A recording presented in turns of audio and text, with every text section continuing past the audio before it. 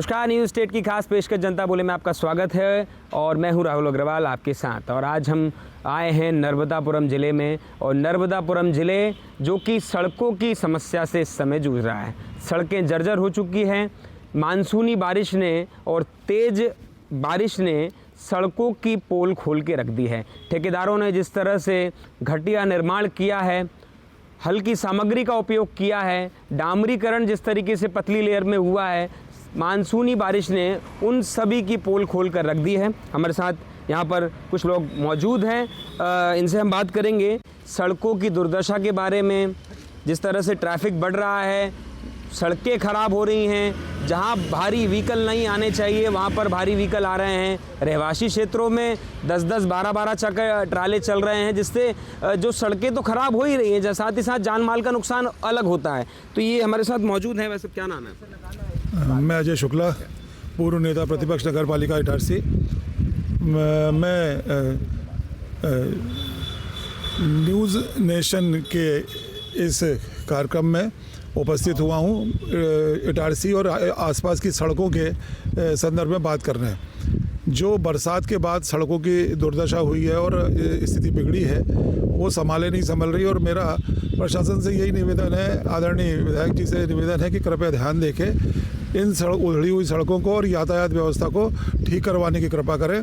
क्योंकि जो भी हैवी लोड ट्रक होते हैं, जिनको कि बाहर से जाना चाहिए रिंग रोड से, वो वहाँ से नहीं जाके शहर के अंदर से होकर जाते हैं, जिससे यातायात व्यवस्था तो बिगड़ती है और साथ में पोल्यूशन वगैरह का सामना और जाम का सामना भी जनता को करना पड़ रहा है।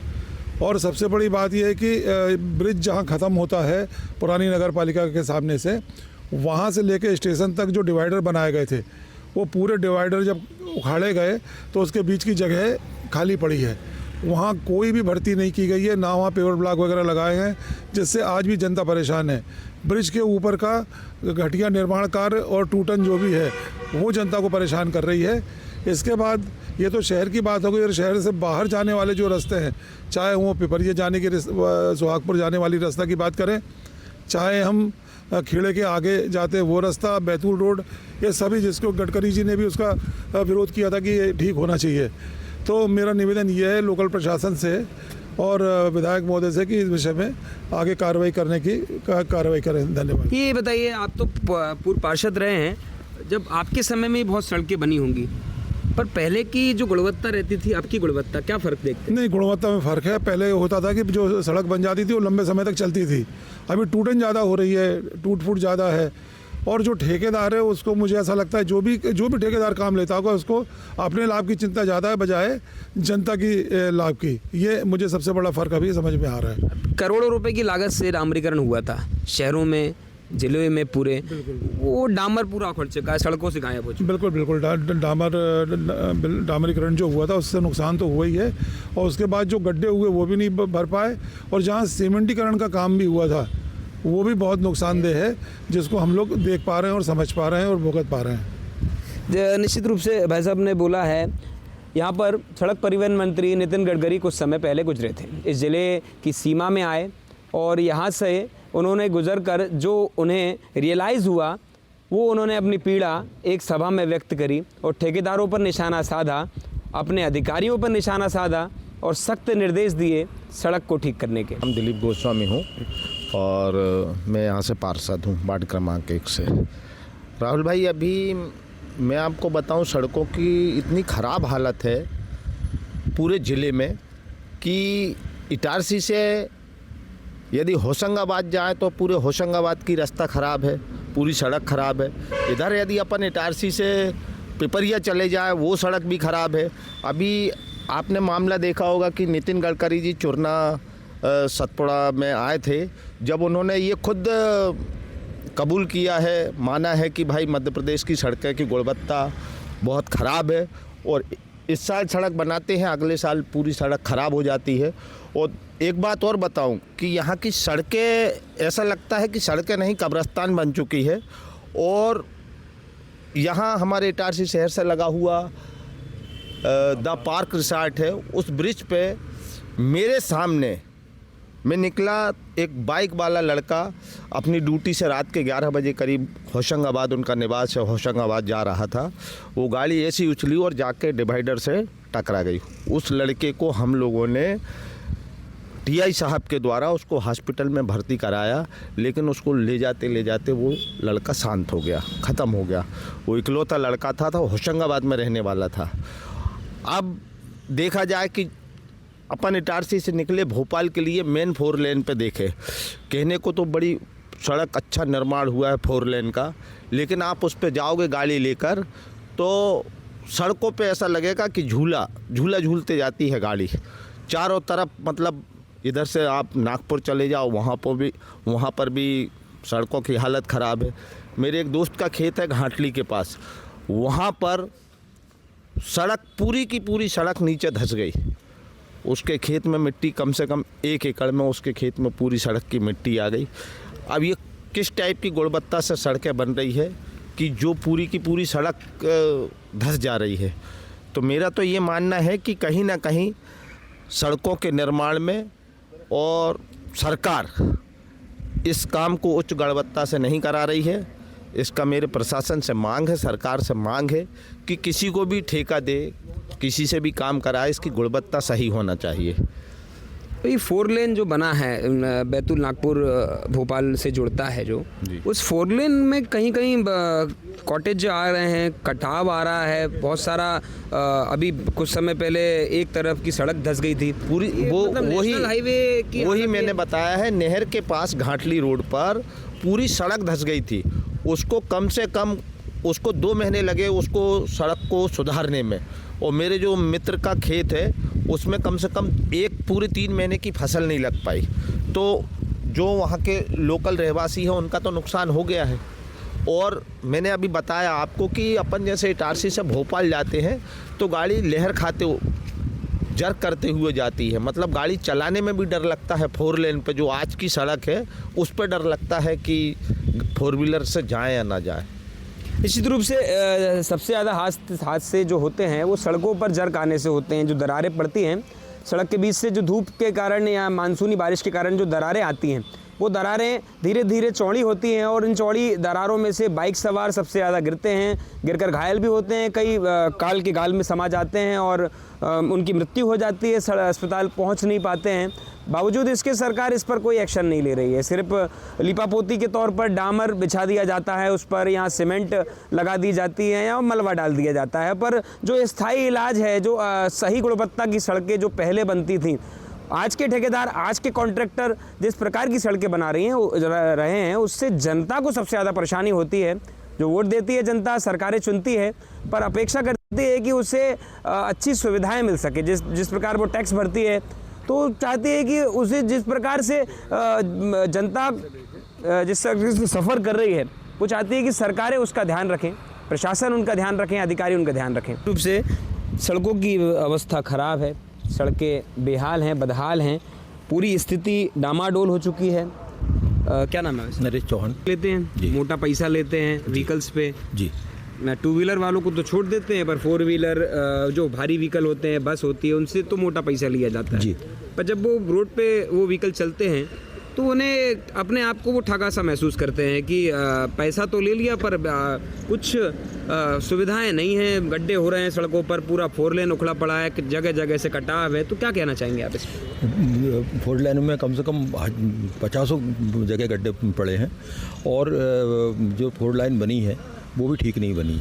शुरू से बनी जब से ही वो ख़राब स्थिति में है, उसको मरम्मत करते रहते हैं और मरम्मत करते करते उसकी हालत बहुत बेहाल हो गई।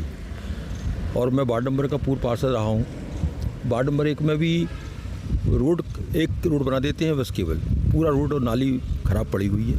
कृपया मेरा निवेदन है अध्यक्ष जी से कि इसका वार्ड नंबर 1 का ध्यान दिया जाए। ये बताइए कि आप पूर्व पार्षद हैं जी, तो पहले आपके समय में भी बहुत सड़कें बनी होंगी। बनी ना सर, हमारी माता राम पार्षद रही, मेरी पत्नी पार्षद रही। हाँ, तो काफ़ी लंबा अनुभव है। जी जी जी। तब सड़कों की गुणवत्ता कैसी होती थी और अब की क्या स्थिति? आजकल तो डम्बल जो रोड लगाया जाता है, कौन सा डम्बल आ रहा है पता नहीं, वो एक ही साल में धुल के फेंक जाता है, पूरा बह जाता है। और क्या मालूम क्या चक्कर है कि ये ठेकेदारों की गलती से या राजनेता गलती से ये काम दिया जा रहा है। तो ये काम ठीक नहीं है। बिल्कुल रोड 1 साल में ही ख़त्म हो जाती है। पहले की सड़कें कैसी थी? पहले सड़कें 3-4 साल 5 साल बढ़िया चलती थी और गड्ढे उसमें भी होते थे, लेकिन इतना नुकसान नहीं होता था। अच्छा, शहरी क्षेत्रों की जब अंदर आते हैं तो शहरी क्षेत्रों के अंदर क्या स्थिति है सड़कों की? वही स्थिति है। स्टेशन सामने चले जाओ, स्टेशन के सामने वही हाल है। इधर केसला तरफ चले जाओ, केसला तक पूरा बेकार रोड पड़ा हुआ है। होशंगाबाद का तो बहुत ही ज़्यादा दयनीय स्थिति है, एक्सीडेंट हो रहे हैं बहुत ज़्यादा। मेरा निवेदन है कि कृपया ध्यान दिया जाए। निश्चित रूप से जो बैतूल से भोपाल को जोड़ने वाला नेशनल हाईवे है उसमें लगभग रोज़ 20 एक्सीडेंट होते हैं। लगभग 2 जानें रोज़ जाती हैं और इन जानों के जाने के बावजूद सरकारें इस पर कोई ध्यान नहीं देती है।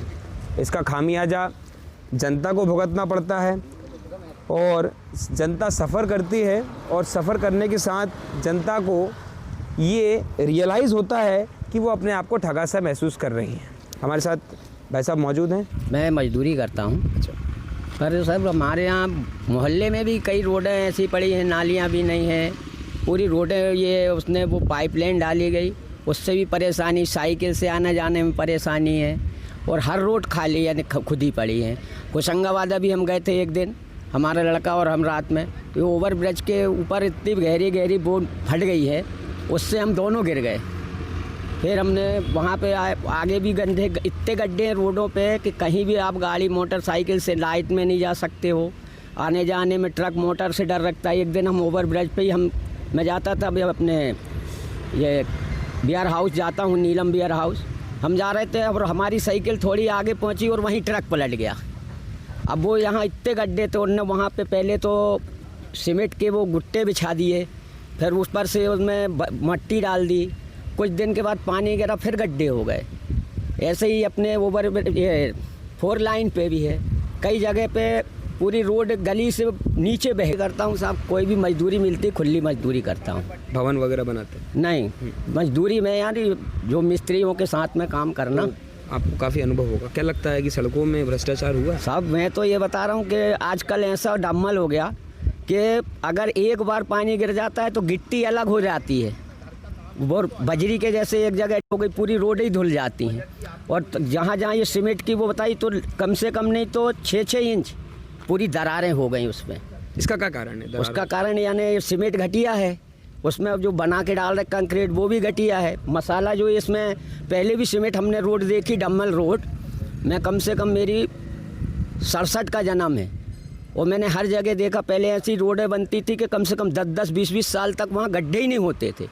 अब तो एक बार उनने बना के अभी चले जाओ आप, घाटली रोड बनाई उनने, पूरी खुद गई। ये अपने सनखेड़े रोड पे देख लो, वहाँ भी पूरी खुद गई। अभी अपने ये बाज़ार में आप जाओ, पूरा यार्ड रोड पे, वहाँ पूरी रोड जो अभी बनवाई थी उनने वो खुद गई।